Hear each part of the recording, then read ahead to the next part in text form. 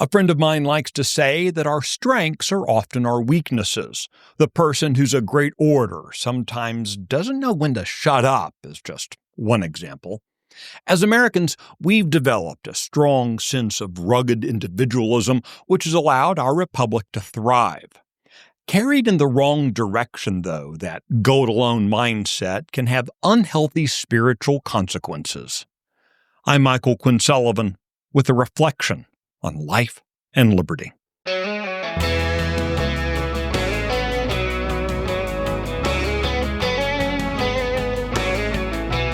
Beginning in the 20th century and carrying through today, many of us like to picture ourselves as a version of the Lone Ranger who ignores the U.S. cavalry and leaves Tano stranded 6 miles back.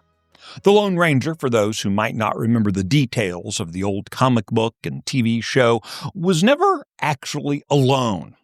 All of his fictional heroics were achieved with others.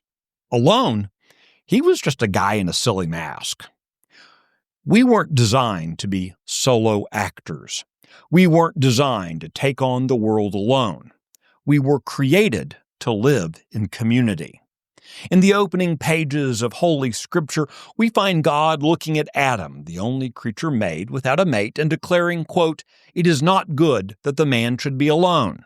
Hence, Eve was brought forth so that man and woman could complete each other. The same sin nature that drives us to be separate from God also drives wedges in our relationships. Building honest relationships requires work. We need each other. It's not good to be alone.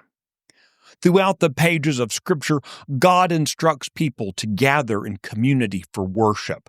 There is no provision for a Lone Ranger faith, even if the desire, the sin to do so, has been around since the beginning. The writer of the letter to the Hebrews understood this, quote, "And let us consider how to stir up one another to love and good works, not neglecting to meet together as is the habit of some, but encouraging one another, and all the more as you see the day drawing near." As such, the third Sunday of September has been designated since 2009 as National Back to Church Sunday. The idea is simple. Invite friends and family who've stopped attending or never attended a church to gather for worship. St. Paul, in writing to the Colossians, explained that gathering is critical so that we can grow and learn from each other's experiences. To the modern ear, Sunday worship doesn't always evoke the sense of grow and learn, only because we've relegated it to a performance in which the worshiper is an anonymous, passive observer.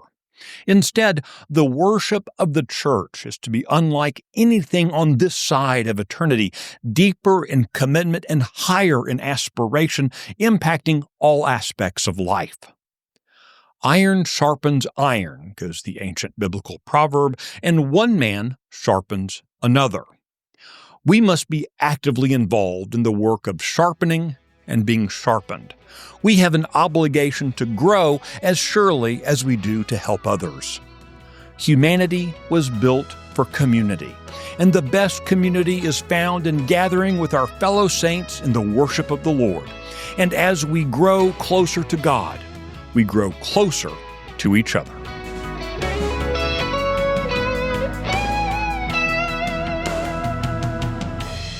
The Reflections podcast is presented by Texas Scorecard. If you like today's message, please take a moment to rate it, leave a review, and recommend it to your friends. I'm Michael Quinn Sullivan. Thanks for listening.